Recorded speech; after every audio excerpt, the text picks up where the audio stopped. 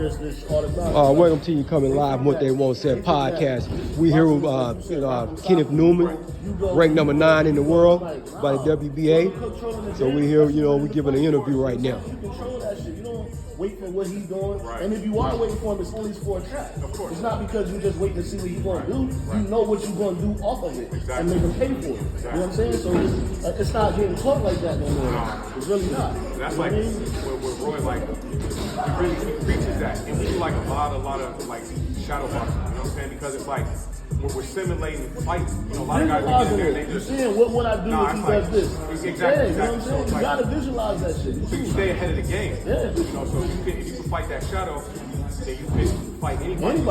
Because you know what you're gonna do now. You know what I'm saying? Becomes all muscle. Right. But I mean, like I said, he's changed the game. Man, like really changed the game because it's like I was always so defensive minded when I was younger. Right. When I didn't have to be. Nah. When you got speed, you got reflexes, you got all the stuff. You gotta use it. You got all the stuff. You shouldn't even let them think they should be in there with you. Exactly. And that's where he's taking me now. So it's like now people see me like, yo, Kev look a little different. It's like, I am different. It is. I just seen it. It's a lot different. Yeah, so that's why I said I could see you really like letting off the gas with him because you could really just do whatever you want. I could see it. Yeah, and you know when somebody's in control like that. Well, it's not even easy. Right. You can just see it. That's why I said I told him. I said, you see how relaxed he is? You see everything. Right. So he know what he's gonna do on everything that's happening. Right. You know what I mean? That's how you have to fight. You ain't fighting that way, you're not great. And he's like, yo, I want guys to be fighting behind you, so I want you to fight in front of guys. Right. So you're working on shit. As soon as they lose them, boom, boom, boom. Right. Round said, okay, Bobby, walk. You know what I'm saying? It's like they're constantly fighting behind you, fighting in front of them. How can you lose? Exactly. Unless you get caught. Exactly. But how can you lose? And even then, you get caught, you make them pay for that too. Right. Exactly. You know what I mean? Make them not want to hit you again.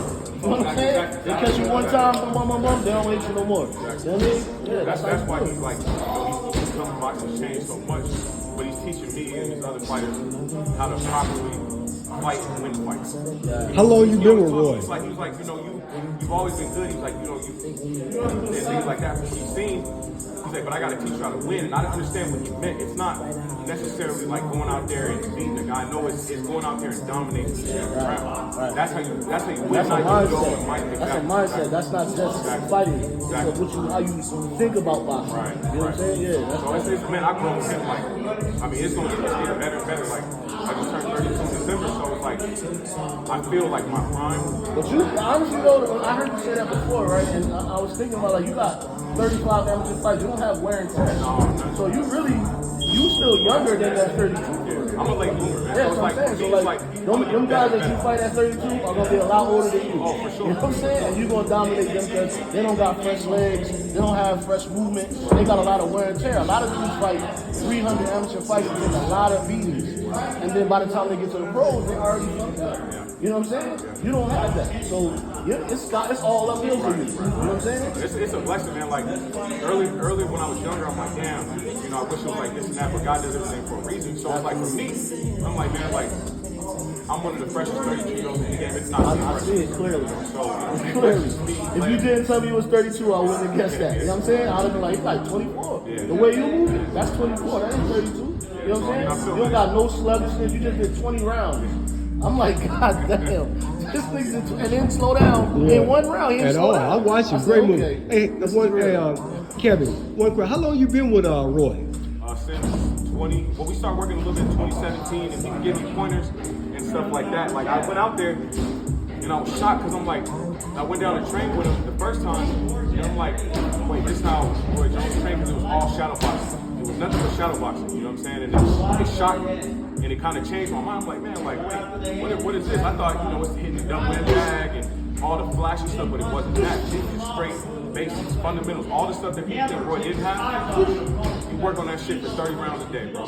Yeah, 30 rounds a day. It's super important. That shit's super important. And it's like a solid fundamental base that he works on with you. So it's like, we started working in 2017, and then 18, 19, he was helping me. But then when we went into the pandemic in 2020, me and my girl, we went down there. We stayed down there for like 3 months straight, and we just trained all through the pandemic, and then ever since then we just been rolling, man. And you know something else too, man. See, Roy is not afraid to go from what you're supposed to do for boxing. What'd you say? Roy is not afraid to go outside of boxing. You remember how like Muhammad Ali? Yeah. They told him he couldn't dance, he couldn't do the rope-a-dope, but he did it. He wasn't afraid to go outside the line of He boxing. was 1-on-1. Yeah. Ali was 1-on-1. Roy Jones 1-on-1. Absolutely. So it's like that with him is what separated him from everybody else. Right. He teaches you how to think outside of the box, not just the same shit that everybody else is doing. Right. So the methods and things that it may look unorthodox or may look not fundamentally sound, but he teaches you how to do shit that guys aren't even going to be ready for. You know what I'm saying? So it's like when you put it all together and you really get it, it's like how can you lose?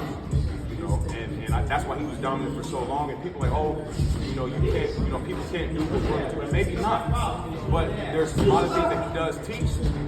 That shit, man. All you gotta do is have 2 hands and 2 feet, Right. and you can do it. It's all up here. That's right, man. Well, I thank you, Kevin, for stopping by, man, saying what's up to us, man. And what you want to say to your fans out there? Just look out, man. I got some big things coming up this year. Some new moves I'm making. So it's gonna be real good. It's gonna be a real good year for me. And just tune in and just pay attention. All right, man. We wish you nothing but the best, man. Thank you for coming on What They Won't Say podcast. Peace, brother.